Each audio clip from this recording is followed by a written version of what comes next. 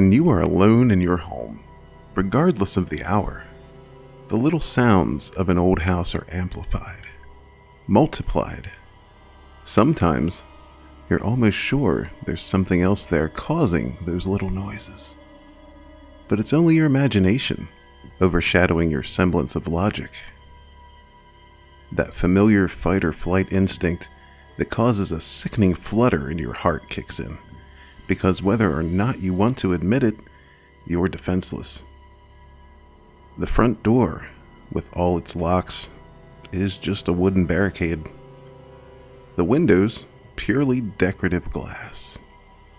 If someone, something, truly wanted to enter, invade, nothing could stop it. Don't let the thought keep you up at night when the noises are deafening in the ethereal silence. Just let them lull you into a restless slumber, interrupted by intervals of awakening in cold fear. The creaks, the groans, the scratches, the squealing of the hinges on your bedroom door.